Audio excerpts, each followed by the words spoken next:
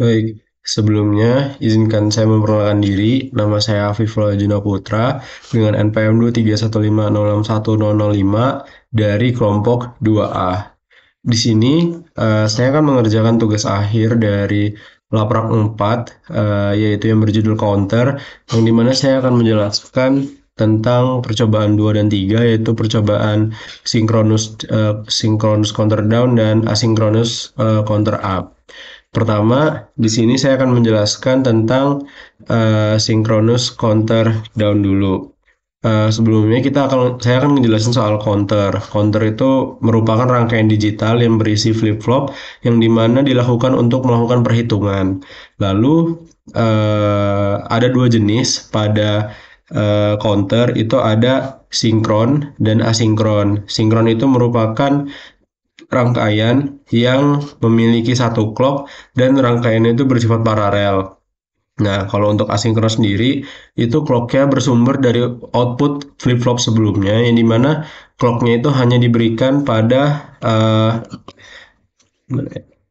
dimana clocknya itu hanya diberikan pada pada flip-flop pertama, lalu untuk mendapatkan clock selanjutnya flip-flop tersebut didapatkan dari output si gerbang-gerbangnya ini, output dari flip-flop sebelumnya. Baik, mungkin itu untuk sinkron. Kalau asinkron sendiri itu ya bersifat mendapatkan clock dari flip-flop sebelumnya dan rangkaiannya itu bersifat seri. Baik, pertama di sini saya bakal ngejelasin dari synchronous down.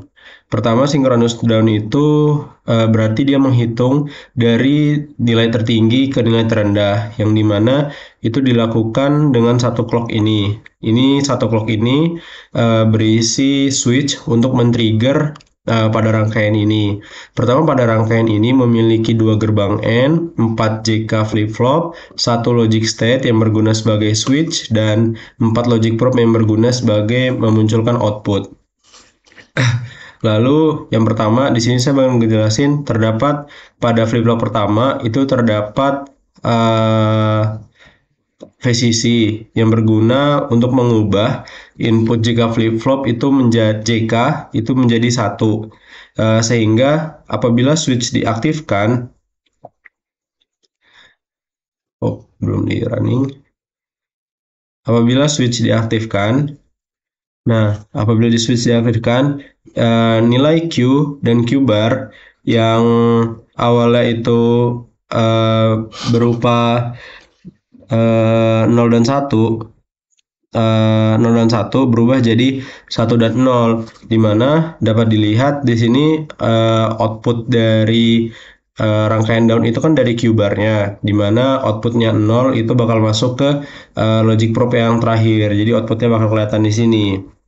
Nah, apabila switch itu diaktifkan kembali, maka output dari flip-flop yang pertama itu bakal dikembalikan menjadi awal, jadi 0 dan 1, dan nilainya tadi itu akan masuk ke flip-flop kedua, yang dimana dapat dilihat di sini flip-flop kedua menjadi 1 0 yang awalnya 0 dan 1. 1 0 ini, 0 di sini akan masuk menjadi output pada logic probe yang kedua. Jadi terlihat di sini logic probe yang kedua. Nah, begitu juga dengan flip-flop yang selanjutnya.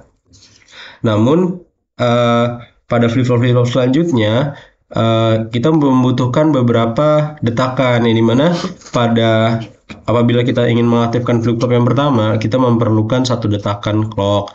Lalu kalau pada flip-flop kedua, kita membutuhkan 2 detakan clock. Lalu pada flip-flop ketiga, kita membutuhkan 4 detakan clock.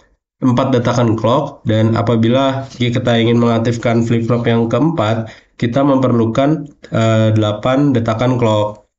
Nah, di sini misalnya kita ingin mengaktifkan jika flip-flop yang ketiga dan yang keempat. Untuk mengaktifkan jika flip-flop yang ketiga dan keempat, kita perlu mengaktifkan gerbang N ini dulu. Nah, dapat dilihat gerbang N ini masih bernilai 1 dan 0. Dan apabila kita ingin mengaktifkan jika flip-flop yang ketiga, kita perlu mengaktifkan si gerbang N ini juga dengan inputannya harus 1 dan 1. Nah, caranya kita melakukan detakan clock yang ketiga. Nah, di sini dapat dilihat bahwa gerbang N itu akan aktif atau akan mengeluarkan input 1 yang menjadi inputan dari si JK flip-flop yang ketiga. Dan untuk mengaktifkan JK flip-flop yang keempat, kita perlu men-trigger atau mendetak clock-nya sekali lagi. Nah, yang dimana JK flip-flop yang keempat itu akan aktif karena nilai 1 tadi sudah masuk ke sini. Dan begitu juga dengan JK flip-flop yang keempat, yang dimana kita perlu 4 detakan lagi untuk mengaktifkan proses seperti yang tadi, dan output dari flip-flop yang ketiga itu akan masuk menjadi input yang gerbang N, dan input gerbang N kedua ini juga mendapatkan inputan dari gerbang N sebelumnya, yang dimana untuk mengaktifkan atau untuk mengaktifkan gerbang N yang sebelumnya ini kita perlu melakukan 4 detakan seperti yang sebelumnya telah dilakukan. Maka dari itu untuk fungsi sendiri untuk gerbang N ini yaitu untuk mengatur agar kapan flip-flop yang ketiga dan keempat itu dapat diaktifkan, dan juga untuk mengatur agar rangkaian atau output yang dikeluarkan itu tidak berantakan. Seperti itu. Nah, itu untuk synchronous down. Di sini saya akan menjelaskan tentang asynchronous up, di mana perbedaan dari asynchronous up dan asynchronous down itu dapat dilihat yang dari tadi saya sebutkan, di mana pada asynchronous itu bersifat seri dan dari setiap flip-flopnya itu berisi VCC. Jadi kan kalau yang di sinkronus itu hanya memiliki 1 VCC. Nah, tapi di asinkronus itu terdapat 4 VCC di setiap flip-flopnya. Dan di asinkronus juga clock-nya itu hanya diberikan pada 1 flip-flop, dan clock pada flip-flop 2, 3, dan 4 itu didapatkan dari flip-flop sebelumnya. Seperti itu. Dan juga membedakan kalau counter up itu mengambilnya dari nilai terendah ke nilai tertinggi. Oh, maaf. Oh iya benar dong. Kalau counter up itu dari nilai terendah ke nilai tertinggi. Benar. Dan yang membedakan juga kalau pada counter up itu outputnya yang dibaca itu dari key, sedangkan kalau counter down itu yang dibaca dari Q bar.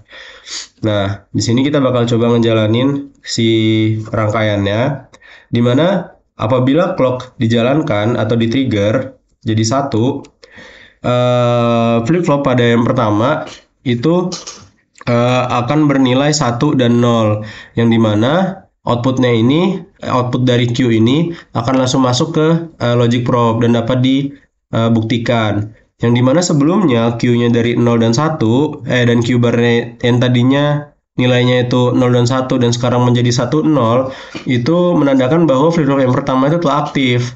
Dan untuk menjalankan flip-flop yang kedua, kita perlu men-trigger untuk detak yang kedua, untuk clock detak yang kedua, yang dimana inputan dari Q tadi dia akan kembali menjadi 0, dan Q barnya yang dimana menjadi inputan dari flip-flop yang kedua itu menjadi 1, dan hal itu menjadikan flip-flop yang kedua aktif karena inputan dari flip-flop sebelumnya itu dianggap sebagai clock bagi flip-flop selanjutnya. Nah, begitu juga saat kita ingin mengaktifkan flip-flop yang keempat, flip-flop yang ketiga, kita perlu melakukan 4 detakan.